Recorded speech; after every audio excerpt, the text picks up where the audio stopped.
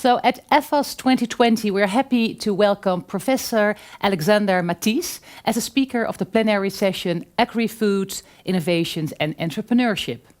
He is currently Assistant Professor in Sustainable Food Processing at ETH Zurich in Switzerland.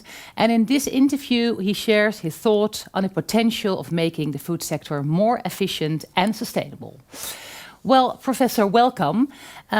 First of all, to what degree do you think classical processing operations will remain the mainstream of the food production?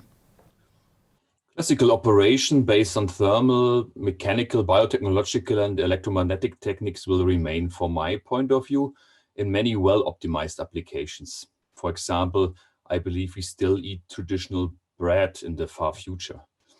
However, we will innovate, of course, broaden the portfolio of ingredients, process solutions and products, and this would enable more flexibility to adapt based on our current and future needs regarding nutrition, sustainability, resilience, and many other important factors. Okay, and what do you think? What factors are currently limiting the sustainability of the food sector? Well, in general, the major environmental sustainability impacts come from the primary production. However, nutritional and health issues are linked to the consumption of unhealthy foods. And here I think about too much sugar, too much fats, and too much salts. And that's part of the social sustainability impacts, where we as consumer could immediately change, of course, if we want, with clear benefits also for the environment. And I'm just thinking about eating less meat here in our high-income regions, but also innovations should target these multidimensional issues by the integration of urban food production, where we don't have any deforestation, for example, using microalgae or other single-cell systems in an urban environment, by gentle processing to keep sensitive, healthy nutrients in the food instead of losing them, and by responsible utilization of our resources.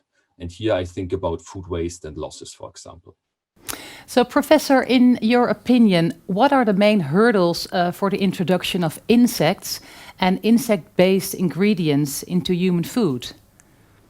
Yeah, well, I think that depends mainly on the region, as consumer acceptance is still the major challenge in Europe and North America. Safety aspects regarding allergenicity, for example, or the use of waste streams as substrate for insects need to be assessed.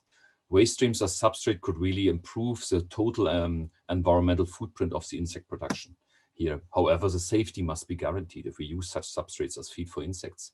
Finally, we need also better insect-based food products with all the unique benefits of this emerging source. For example, improved micronutrient concentration, also bioavailability, and I'm thinking here, for example, about iron. So, Professor, let's talk about algae. What do you think of the potential of algae and aquaculture to intensify the robustness and resilience of the food sector?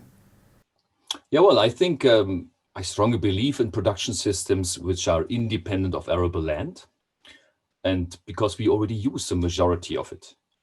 So urban algae and aquaculture production systems could deliver nutritious and more sustainable foods to the consumer in such an urban environment, and they are not in direct competition with our existing very important crops, which we need to keep.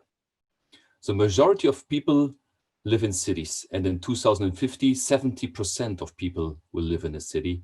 So let's innovate on this important future food topic to make these solutions also viable. Well, Professor, thank you very much for your time, and we look forward to see you at the EFFoST 2020 International Conference in November. Thank you very much for the invitation. Thank you very much for your interest, and I'm very much looking forward to EFFoST 2020 and see you there.